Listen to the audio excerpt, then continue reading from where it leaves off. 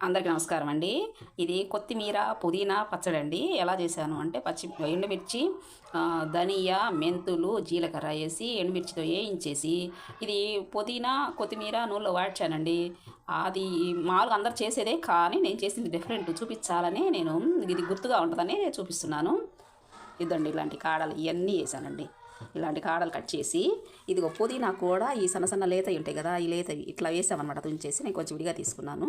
ఇలా ముక్కలు ఇలాంటివి మొత్తం వేసేసి చేస్తే హెల్దీ అండి, ఏది కూడా వేస్ట్ కాదు అని చూపించడానికే నేను చూపిస్తున్నాను.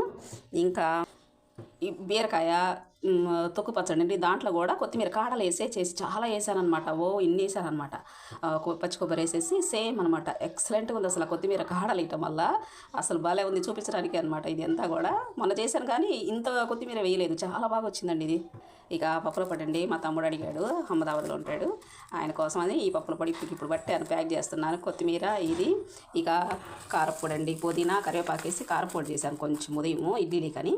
అదే చింతకాయ తొక్కేసి కొంచెము మిక్సీ పట్టానండి. ఇది పత్యానికి మంచిదండి, చూపించాలని. ఇలా కొంచెం కూడా చేసుకోవచ్చు మనం. ఇది కారపొడిని ఇలా చింతపండు వేసుకోవచ్చు, చింతకాయ తొక్కేసుకోవచ్చు. నేను చింతకాయ తొక్కేసాను. ఇంకా వచ్చేసరికి బీరకాయ కూర అండి ఈరోజు నేను చేసింది వంట. ఇవన్నీ కూడా మీకు ఎలా అంటే మనం ఇచ్చేసినప్పుడు ఈ పచ్చడి చేసుకోవడం వేస్ట్ కాకుండా ఉంటుందని నేను ఇప్పుడు కొత్తిమీర పుదీనా బాగా చీప్ వస్తున్నాయండి. 120 రూపీస్కి పెద్ద కట్టలు వస్తున్నాయి.